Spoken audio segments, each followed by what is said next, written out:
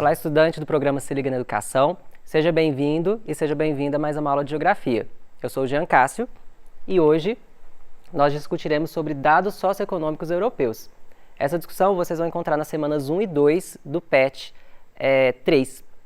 E entre as discussões que nós faremos, nós iremos identificar e analisar características de países e grupos de países europeus em seus aspectos populacionais, urbanos, políticos e econômicos, e conhecer características sociodemográficas do continente europeu. Eu espero que vocês estejam lembrados nas aulas lá do PET 2, eu fiz um spoilerzinho sobre a Europa, conversei com vocês sobre algumas características físicas, a gente viu sobre o relevo da Europa, as separações culturais principais que nós temos ali no continente, e hoje eu vou discutir alguns dados socioeconômicos que os europeus têm. E quando a gente faz essa discussão sobre dados, eu gostaria que ficasse muito claro para vocês que nós não precisamos decorar dados. Dados são... a gente consulta.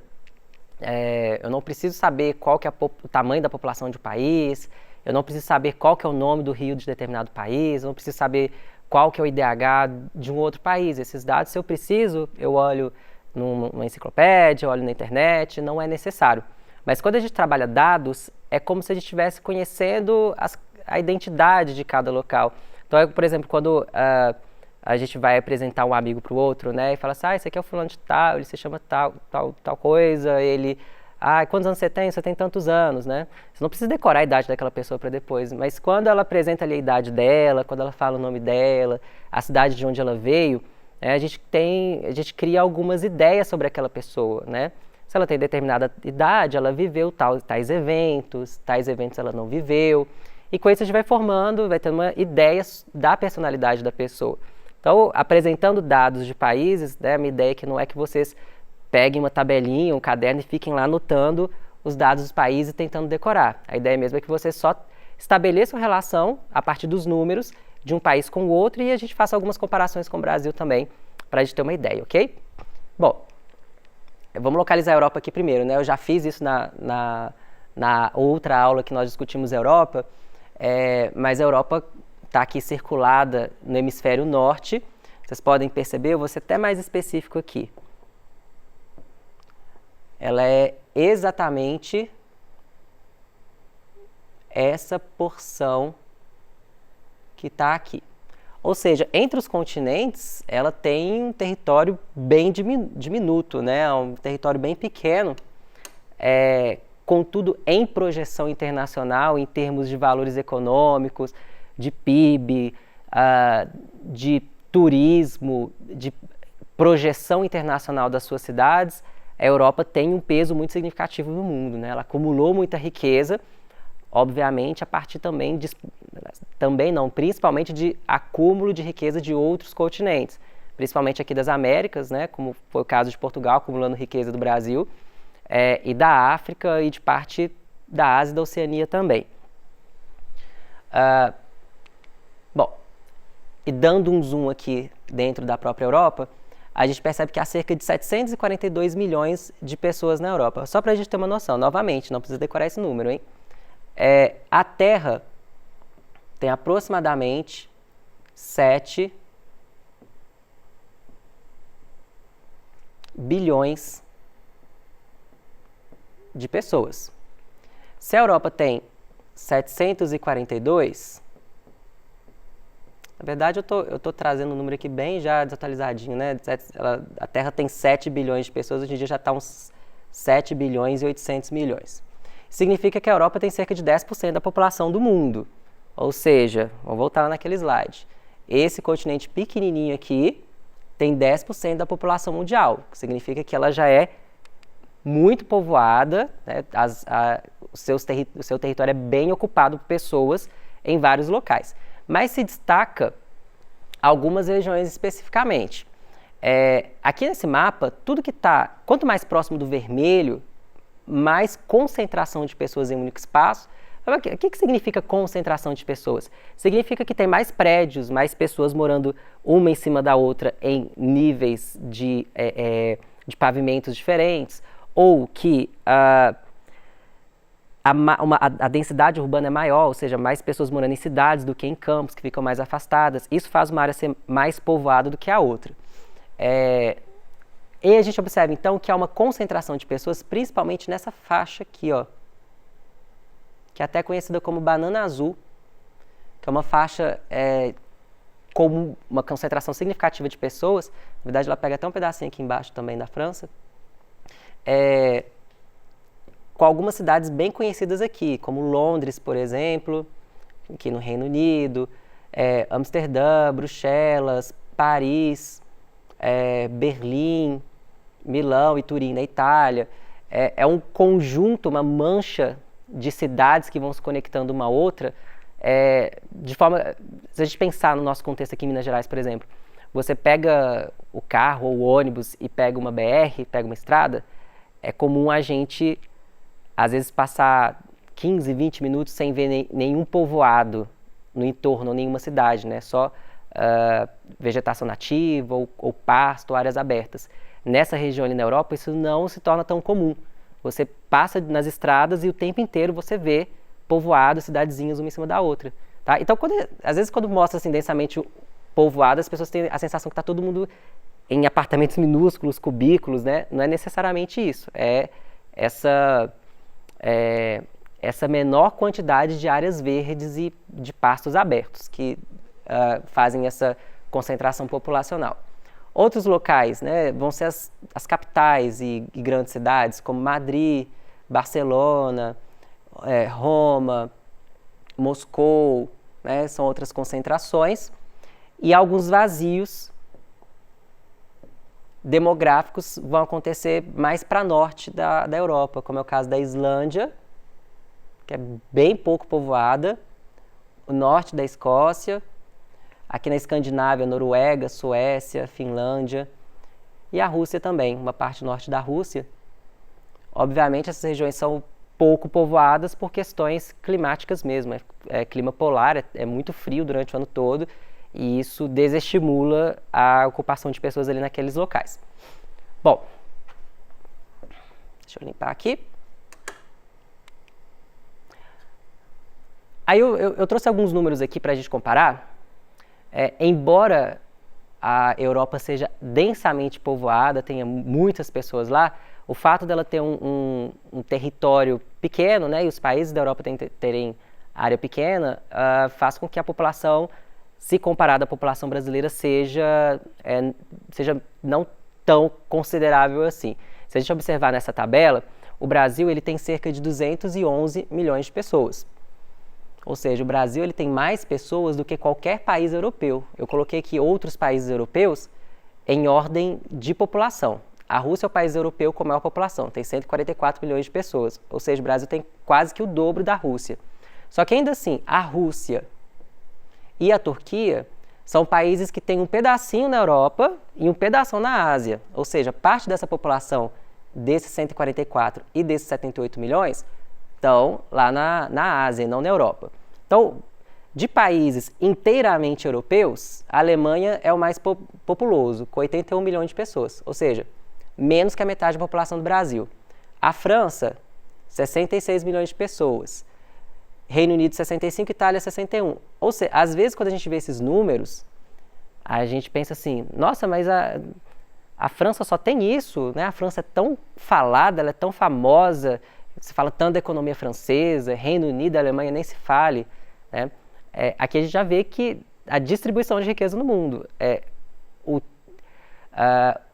um país ser poderoso, ser conhecido, ser influente, não é necessariamente ligado à área do país, ou seja, ao tamanho dele e ao tamanho de sua população. É óbvio que isso vai ajudar a projetar o país internacionalmente, mas o mais importante é o quanto cada indivíduo daquela sociedade consegue gerar de riqueza. E isso só, individualmente, os cidadãos conseguem gerar muita riqueza quando há um investimento em educação, ciência, tecnologia, desenvolvimento econômico do país, né? Então, os alemães, os franceses, os italianos, embora eles não sejam tão numerosos quanto os brasileiros, o trabalho que eles fazem consegue gerar muito mais riqueza do que o trabalho aqui no Brasil por causa da nossa desvalorização.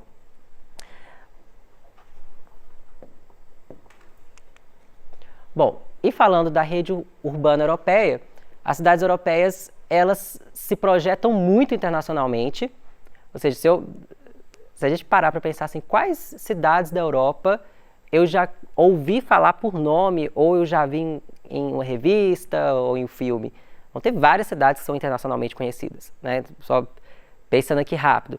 Londres, Paris, Roma, Viena, Amsterdã, Barcelona, Lisboa, Dublin, Munique, Frankfurt, provavelmente são todas cidades que talvez vocês não necessariamente, Paris, né? Não necessariamente saiba onde estão, não necessariamente saibam algum cartão postal de lá, mas de nome já ouviu falar. Alguma coisa, em algum filme eu já vi citar essa cidade, ou já vi alguém falar que já visitou. Isso denomina uma cidade global, uma cidade que consegue se projetar internacionalmente. Aqui no Brasil a gente tem duas cidades globais, que são São Paulo e Rio de Janeiro. Se a gente observar a capital do nosso estado, Belo Horizonte, ela é uma cidade bem populosa. Considerando a nossa metrópole, nós temos 6 milhões de pessoas. Isso é um quantitativo significativo. Mas nós não somos uma cidade global. A gente não tem essa projeção internacional a ponto de uma pessoa na Austrália ouvir falar de Belo Horizonte e falar assim, sei, é uma cidade que fica lá no Brasil. Ela não tem essa capacidade de projeção como acontece com uma série de cidades europeias. E embora essas cidades europeias sejam muito projetadas internacionalmente, na sua maioria esmagadora, elas não são megacidades. O que é uma megacidade? Megacidade é uma cidade com mais de 10 milhões de habitantes. Ou seja, elas se projetam internacionalmente, mas não são cidades gigantescas, como é o caso de São Paulo, por exemplo. Rio e São Paulo no Brasil se projetam internacionalmente, mas para conseguir fazer isso, elas tiveram que ser megacidades. Tem que ser cidades bem grandes, bem gigantescas para as coisas acontecerem mesmo nas duas cidades. As cidades europeias não precisam disso. Às vezes elas são bem pequenininhas e conseguem ser conhecidas. Bom, vamos fazer mais uma comparação aqui. Então, considerando a área da metrópole, que é a cidade principal, mais as cidades que estão ali do entorno dela, que são cidades dormitório ou que, enfim, tem uma conurbação, São Paulo, por exemplo, tem 21 milhões de habitantes. É uma das maiores metrópoles do mundo. E São Paulo também é uma mega cidade, porque tem mais de 10 milhões, e também é uma cidade global, né? Ela é internacionalizada, as pessoas ao redor do mundo já ouviram falar de São Paulo.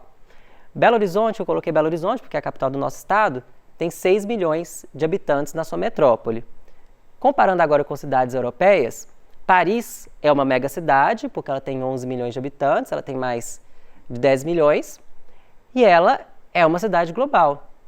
Agora, observem, São Paulo tem o dobro da população de Paris.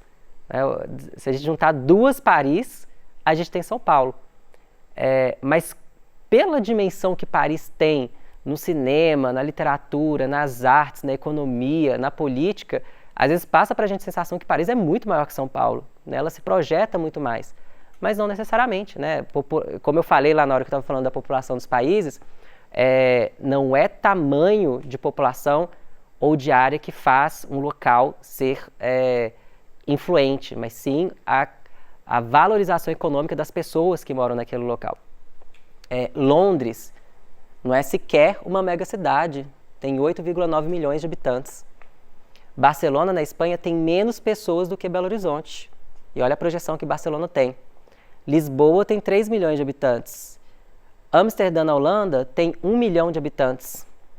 Ou seja, Amsterdã é 6 vezes menor do que Belo Horizonte. Se a gente pensar Montes Claros, do norte de Minas, por exemplo, que tem 400 mil habitantes, se a gente juntar 2 Montes Claros e meia, nós temos o tamanho de Amsterdã, na Holanda. Mas olha a capacidade que Amsterdã tem de se projetar internacionalmente, né? Então, essa capacidade da Europa, tanto dos países quanto de suas cidades, de projetar é muito forte. Em termos de agricultura, a Europa, né, ela tem uma agricultura muito bem desenvolvida. Como a maior parte dos países da Europa fazem parte da União Europeia, há uma política comum entre os países da União Europeia, que é chamada Política Agrícola Comum, na qual os países europeus dão subsídios para o desenvolvimento da agricultura familiar. Então, na Europa, a estrutura agrícola ela não é tão baseada no agronegócio, nos grandes produtores, na monocultura. Ela é muito baseada na produção familiar. Só que são famílias que produzem com muita tecnologia. E normalmente são famílias especializadas em um tipo de produto. Então você vai ter regiões na Europa que são famílias especializadas em produção de linguiças, ou especializadas em produção de queijo, ou especializadas no cultivo de uvas para fazer vinhos, e com isso esse PAC, que é esse programa, dá muito subsídio para essas famílias. Essas famílias têm os seus próprios negócios no campo, elas não vivem de subsistência, elas não plantam o que elas comem, elas plantam o que elas vendem, e com o dinheiro que elas vendem, elas têm lucro da sua produção e vivem com esse dinheiro que elas recebem dessa produção. Então é um sistema de produção agrícola muito desenvolvido e que valoriza as tradições históricas dos europeus, porque mantém a produção familiar e não a produção dos grandes conglomerados. Em relação ao que esse crescimento demográfico, ou seja, a evolução da população europeia, eu falei com vocês que a Europa tem cerca de 10% da população do mundo, só que essa porcentagem de pessoas que moram na Europa no mundo está tendendo a diminuir, porque a população da Europa ela não cresce muito, de uma forma muito acelerada mais. Se a gente observar aqui nesse mapa, vamos lá, né? Toda hora eu trago um mapa, eu acho que eles ilustram muito bem. Os países que estão em vermelho, aqui na escala, são países que não crescem mais ou que a população está diminuindo. Então a gente vai ver aqui, ó, Alemanha, Polônia, Romênia, Ucrânia, Bielorrússia, Rússia, Hungria, República Tcheca, esses países todos estão perdendo população, com destaque aqui, ó, para Bulgária, Ucrânia. Por quê? Esses países, na Europa como um todo, a taxa de natalidade já é baixa, mas nesses países que a gente chama de países do leste europeu, a economia ela não vai bem de uma forma geral, então é muito comum os europeus do leste europeu saírem de lá e migrarem para os países do ocidente europeu. Portanto, a taxa de crescimento desses países acaba diminuindo muito. Cada ano que se passa, existem menos pessoas morando na Ucrânia. E os países que estão crescendo de uma forma mais acelerada, ainda assim crescem a pouco mais de 1%, como é o caso da França, por exemplo, da Irlanda, da Bósnia e Herzegovina, que são países que acabam que estão crescendo por causa da imigração muito mais do que da taxa de natalidade que esteja alta. Se a gente for comparar, por exemplo, tem países na África que crescem a taxa de 6% ao ano, então 1% não é nada. E isso faz com que a pirâmide etária dos países europeus também tenha uma característica muito específica, né? Aqui a gente tem a pirâmide etária da Alemanha. Nós temos aqui desse lado as faixas etárias. Aqui estão os jovens, aqui estão os idosos e aqui estão os adultos. O que a gente observa? Os jovens, de uma forma geral, eles representam uma concentração menor na população da Alemanha, ao passo que as pessoas de meia idade são a maioria dos alemães. Em países em desenvolvimento, países mais pobres, normalmente as pirâmides têm um formato assim, ó, mais... É uma pirâmide mesmo, né? Os jovens são muito mais numerosos e os mais velhos são mais diminuídos na população. A Europa vai fazer o contrário. Bom, então vamos fazer um exercício agora. Esse exercício é o 4, está na semana 1 do PET 3. Fala assim, na Europa há inúmeras cidades globais. As cidades globais, no atual contexto da urbanização mundial, caracterizam-se por, letra A, possuírem necessariamente mais de 10 milhões de habitantes, B, apresentarem um grande número de fábricas, sobretudo indústrias de base, C, serem densamente urbanizadas e gerarem influência sobre outras cidades do mundo, ou D, não apresentarem vínculos com as atividades agropecuárias mineradoras. Resposta é letra C, cidades globais são densamente urbanizadas e têm influência sobre outras cidades do mundo, seja influência cultural, política, econômica, comportamental, entre outros fatores. Bom, então nessa aula nós vimos que a população europeia não é uniformemente distribuída pelo continente, que o tamanho de uma população não implica diretamente no seu nível de desenvolvimento e que a economia rural europeia é focada nos pequenos produtores. Essas são as referências que eu utilizei. Obrigado pela sua atenção e a gente se vê na próxima aula. Até mais!